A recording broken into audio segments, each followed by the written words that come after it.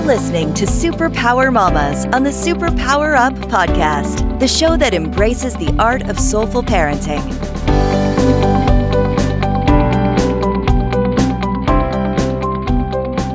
Hello and welcome. You're listening to SuperPower Mommas, and I'm Laura Greco, your host. And today we are going to be talking with Tracie Bieler on the topic of how to be confident and claim your power. Tracie is a very neat person. I met her actually on Facebook. Tracie is a wife and a mom of 4 boys.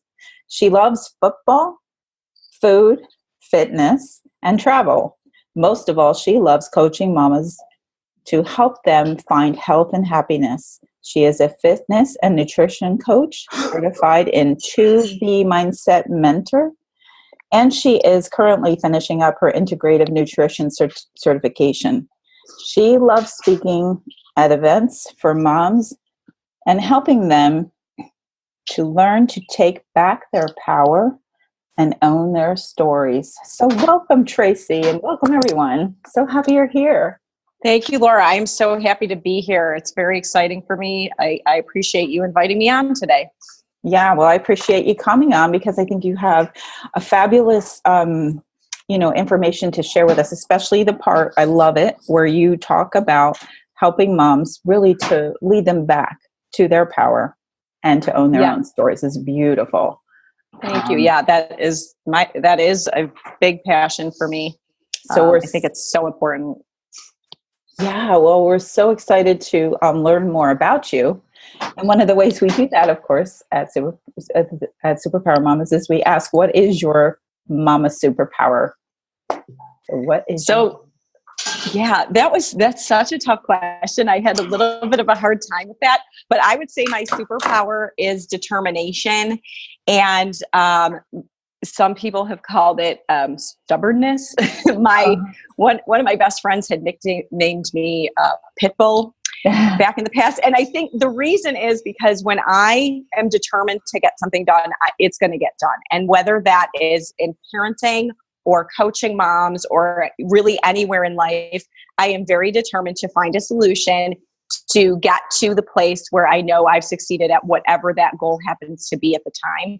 Mm-hmm. So I really feel like it's determination would probably be the best word for my superpower. Well, I love it. I love it. You know, somebody recently said something about stubborn, and I said, how about tenacious? No. Yes. Well, that's, I think, when my friend nicknamed me the Pitbull. I think because when I grab onto something, it's going to happen. Like I go all in, and I'm not afraid to work hard and find the solution, find the answers, and make it happen. Which is a great quality and a superpower that really all moms have, although some of us mamas have had quiet times at times, where we felt overwhelmed by life circumstances and, burning out, basically. So you already sort of said what your superpower does and how it assists you in your life. And as a mom, but I'd like you to expand, if you would, a little bit about how it also helps you parent your 4 boys. Absolutely. So, it's starting from back when they were little. So my oldest was 2 when the twins were born. Mm-hmm. And I was just in the process of losing both my mother and my mother-in-law to ovarian cancer. Mm-hmm. So I did not have a huge, they didn't have the ability because they were so sick to really help me with taking care of newborn twins. And my husband, we own a business, so he was working literally all the time.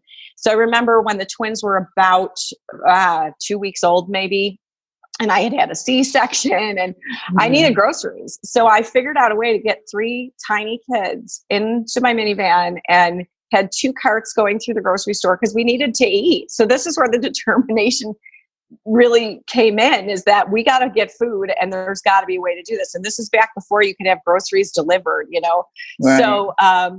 So I did it. And I remember going through that grocery store and people looking at me and actually coming up to me and saying, what are you, how are you even doing this? Are you crazy? What are you doing? And I'm going, hey, it's necessity. It is a big deal. You need to eat, you need to feed your children. You're going to find a way. So, it really helped me through those difficult times when I was raising 3 very close in age, tiny little boys. And then, up through when I adopted my 4th son, and he's special needs. And there's a lot of special needs that we weren't aware of when he first, came to our home at 7 months old. So learning process and going to bat for him to get what he needs to be able to, reach his full potential and learn in his best way. So I've been gone to bat for him so many times and had to research and, find multiple avenues. And so the determination of I'm going to help my son succeed. I feel like in parenting my own children, that's been the most helpful thing for me, is that I'm not going to give up. I'm not going to just sit back and take, whatever is thrown at me. I'm going to find a way to get to the solution that is going to be the best for us.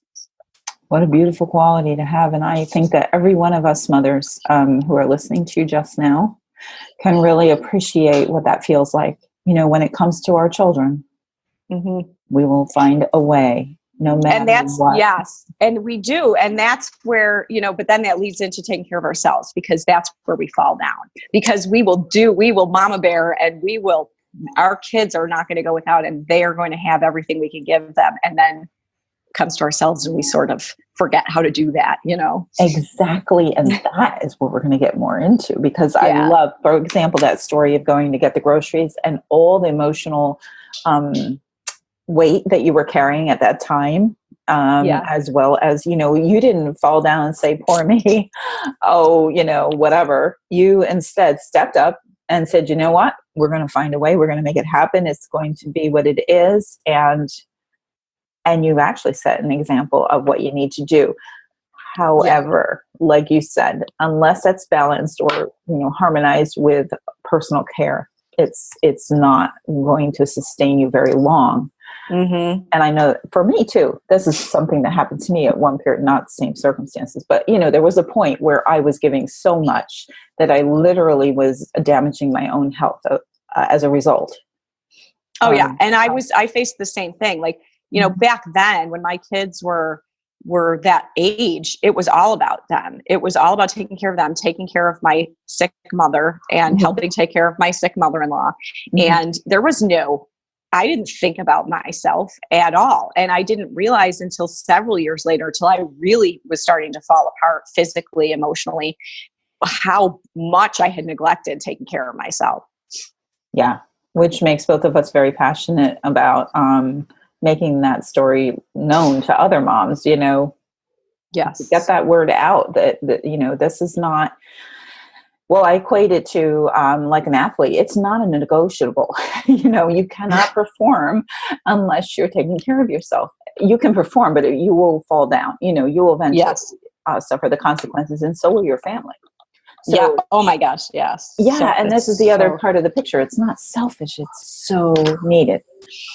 Yes, exactly. It's necessary. And it's not something that all of us as moms have learned. I mean, for me, I grew up, and I hope I'm not jumping ahead of questions here, but I come from a family that was very, my grandmother was in an abusive relationship her entire life. My grandfather was not a nice person, and she never took care of herself. She never stood up for herself, or she sacrificed everything for her children. She had all daughters, and she wanted to take care of them, but her own life just, she was very sick, unhealthy. And, I watched her suffer many years. And then with my own mom, my parents had a great marriage. My mom, my mom and dad found each other, and it was wonderful. And, but she was never putting herself on the priority list ever. It was always taking care of us, taking care of other people. Anyone who asked, she was one of those never say no people. Like anything anybody wanted, she would do for them. And then at 48 years old, she had ovarian cancer and died at 52. And that was a big wake up call for me, that my mom, I know she had dreams. I know she had, things she was passionate about that she never got to experience and never went after, because she was taking care of other people. And it was a big wake up call for me to go, I need to change that script. I don't want that to continue to repeat in my family. I don't want to teach my own children, that's the message, that you don't take care of yourself. So that was a big, because I feel like so many of us grow up not knowing that it's okay to take care of ourselves. I feel like I'm not the only one that's been in that situation, and so changing it can be very difficult because you don't even recognize that pattern.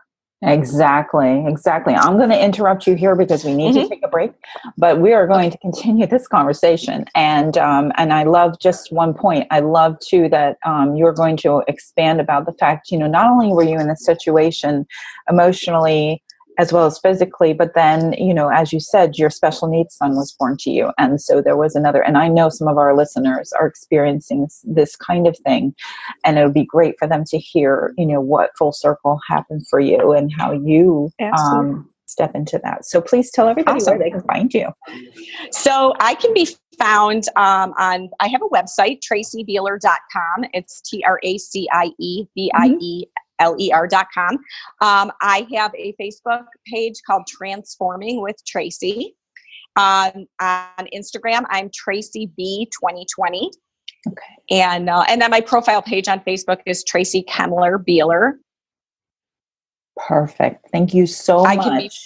I can be found in all of those places. That's great. Well, we're going to take our break. And when we come back, we're going to continue this discussion on how to be confident and claim your power. So you're listening to SuperPower Mommas. Hold on. We'll be right back.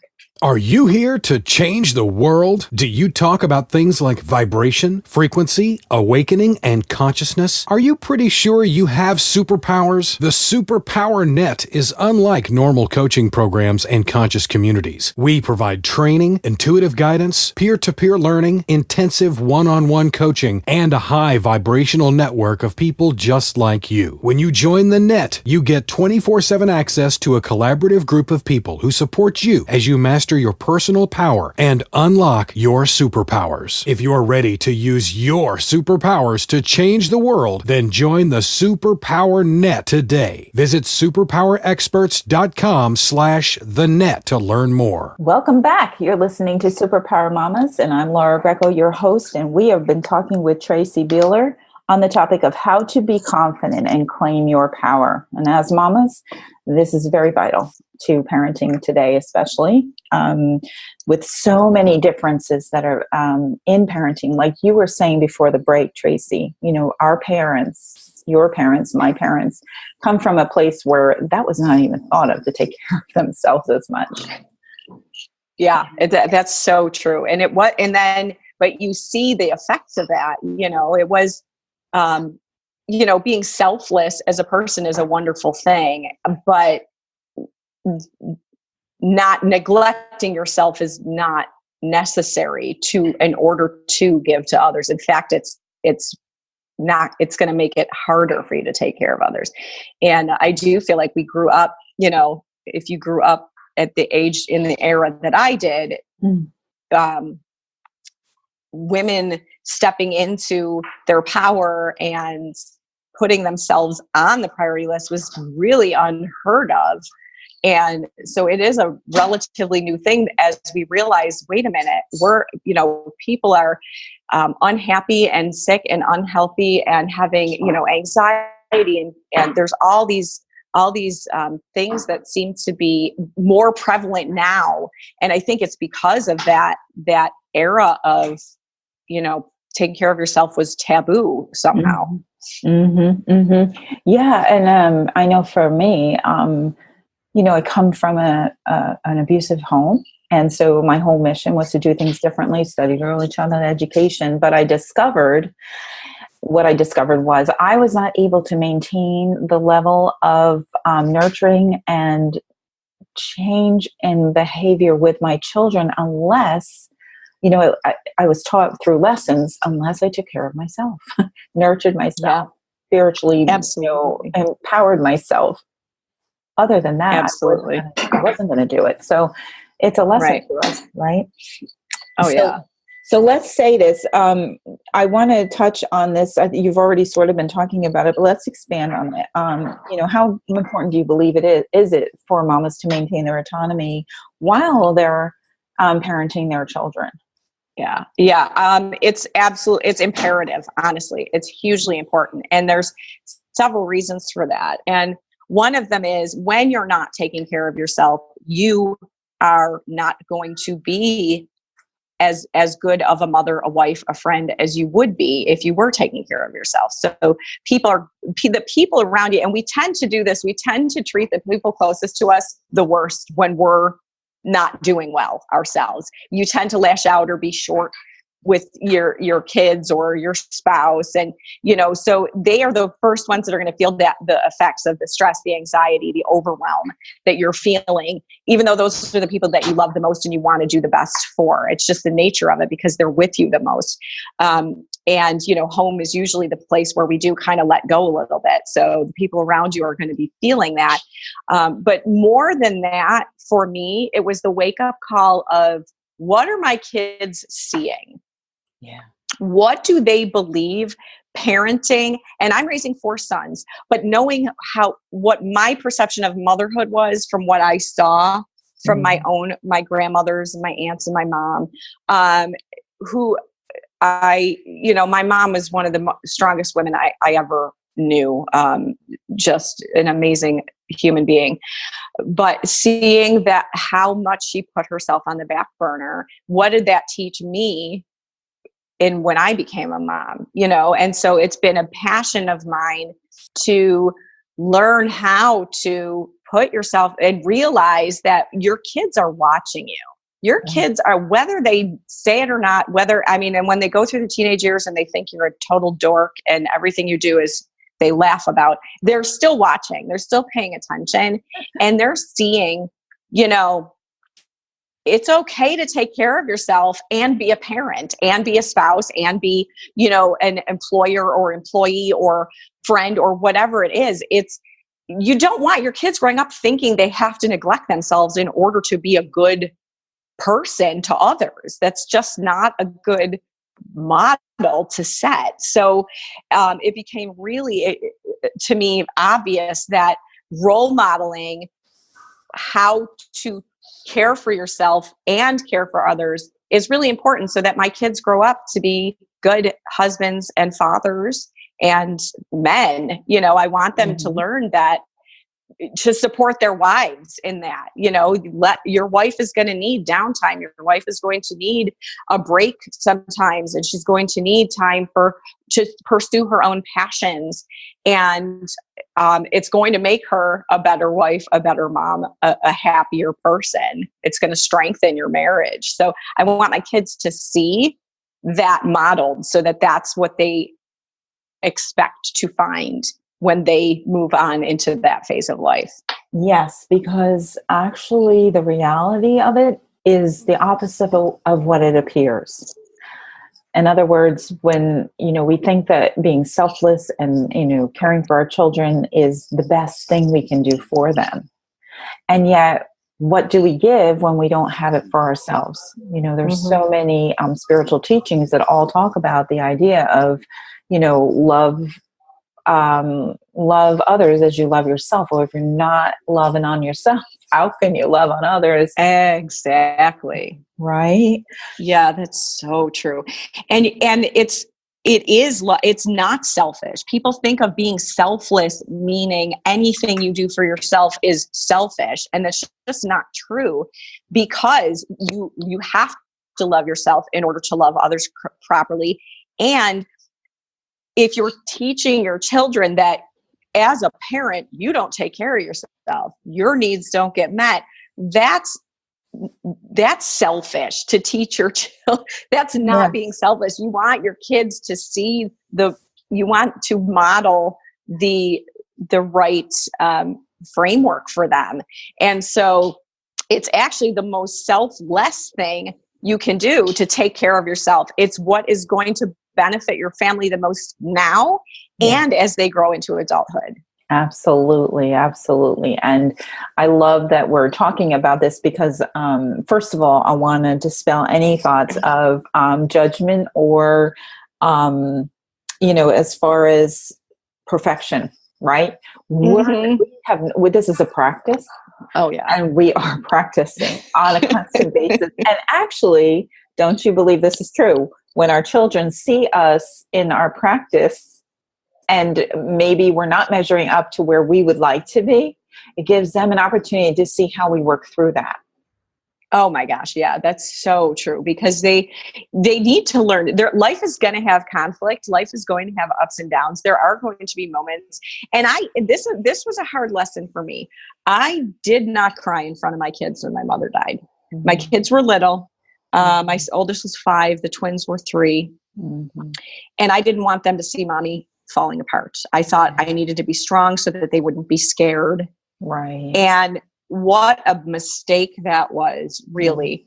And so thankfully it's something I've learned since. And, when their grandfather passed away last year, they saw a different mom. Like I was, it doesn't mean I'm weak because I cried in front of them. It's showing them it's okay to go through things, and here's how you do it. You lean on others for support, and you celebrate and remember the person that you lost, or when you do lash out at your kids and yell. Exactly. If you go back and apologize, mom screwed that up. I'm really sorry. I lost my cool there. Now they're learning that when they have a conflict, there is a way to resolve it, and there is a way to go back and man up, and because I have boys, and say, I'm sorry, I made a mistake, and let's try to resolve this rationally. So yeah, I think it's important for kids to see that you're human. Mm-hmm. And here's how humans make mistakes, but then here's how we come back from that. Right. Absolutely. Excellent. Before we got on the call too, just to expand on this, you have sons, I have daughters. And yet we see such a movement, like a feminine kind of movement, and, the Me Too and all this that's erupting in the world. Mm-hmm. And I'm not, making stands one way or another on this issue. But I am making a stand for our children, both sons and daughters. And I strongly believe that the person that a mom is in the home is beneficial to the sons and the daughters. And would you like to expand on that?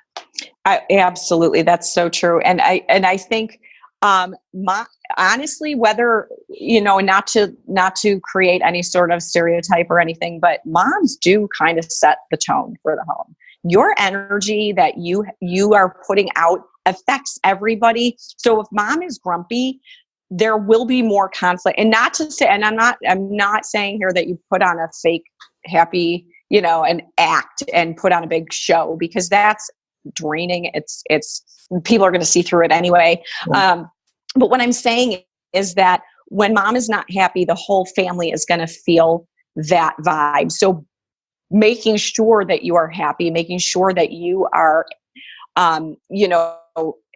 getting rest and getting rejuvenated, and finding joy in your day is going to spill out into the rest of your family. When I wake up in a happy mood, when I am, smiling at everyone in the morning, it sets everybody off for a better day. It sets the tone for everybody. So it does spill out, and then they see, wow, mom's really happy. And whether they ever put that together, they see me get up and get in a workout every morning. I don't miss that. The same way I don't miss any appointment. My workout is going to happen. I don't care what else is going on. Everything else can wait. And I do that, and we can get into that if you want to, but I do that by scheduling it a certain way so that I'm not going to be interrupted by, because, we're going to, you can have the best laid plans. When you have little kids, if they want something, exactly, they're going to get it. So you have to figure that out. But I have over the years figured that out. And so they see, me making healthy meals, and they see me taking downtime to, enjoy, I went to the movies with a friend the other day, and things like that. So, yeah, it's definitely spilling over in your energy and how you approach finding happiness in life is going to help your kids do the same thing. Right. Male or female. We Yes. love, it's just as nurturing to help the boys to understand how, first of all, how females are. There's a little bit of a difference between males and females. Oh, yeah. And it's totally acceptable. And there's always going to be, some level of adjustment that way. But a female and a male, both those energies are extremely important in life. And not one better than another, but both equally valuable. And yes, I do believe the mom sets the tone in the home. She is the emotional element, for one thing. She's the nurturer. And, it does make a difference to everyone. I know my brother, he says, if you can help moms be happy, because, he's married with kids, he says, I'd pay anything for that. Right. Well, you can help my wife know her purpose. Like, wow. Exactly. Like my sons had bought me a few years ago, and I'm sure they were a little younger, so I'm sure that my husband helped pay for this, but they bought me this plaque that hangs above the sink at my cabin that says, when the queen is happy, there is peace in the kingdom. And I don't walk around like I'm the queen, but it's true. When mom's happy, they all know it. It's a house full of males, and they know if this one female in this house is unhappy, we're all going to be feeling it. So, yeah. And mine was the opposite. All these females. Yeah. But yeah. And that's a whole nother dynamic, that balancing all those females. I don't have that. My dog's a female. I have a female dog. So. Good thing I wasn't too emotionally driven. I have a more even. I'm sure my girls brought that out in me too. Yeah. Oh yeah. Because of all that going on, I wasn't going to buy into all that. Yeah. Yeah. And I grew up with brothers. I don't have a sister. Cool. Yeah. So I grew up with I was tomboy playing football in the yard with the neighborhood kids, and I still took dance lessons. I love makeup and hair and nails, but I could hang, you know what I mean? Yeah. So. Wow. Well, Tracie, let's now, I wanted to also say to you, if there's any place you want to place this in, about your, working through the challenges of having a young person with special needs, in a large family, and with, you've been working on this mission of your own, which I want you to expand on that as well. So is there anything you'd like to speak to about that as far as moms go? Because they often feel like they just have no choice, Yeah, that's so true. And that can be, it's such an interesting journey because, and like I said, for us, so my son was adopted. And so you don't always know the birth history, and we knew some of it, but not all of it. And so a lot of it was discovered along the way. And, so it was not until really he started kindergarten that we really started to see that we had, because I'm a mom of a lot of boys, right? I'm used to energy and noise and constant movement. And so I didn't recognize, I thought, well, he's just busy. He's just active. None of my kids like sit in a corner and read all day. They're all like climbing trees and jumping off things. Like that's how we roll around here. So it wasn't as recognizable. And I thought, well, everybody develops differently. Everybody's on a different timeline. That's totally okay. And it wasn't until it really was interfering with his ability to learn, and that we really started having him tested. And then again, with the determination or tenacity that I have, I'm not going to just say, well, this is what we have to offer him if I don't feel like it's the right thing. So I was searching out behavioral therapists and, varying different types of therapies for him, and various learning settings for him. And there were medications that were recommended, and we did do that for a little while. We did feel kind of for a while like we did not have a choice. Like if he's going to learn in school, he needs to be on these medications. And but I wasn't happy with that. And because I don't just roll over, I really keep advocating.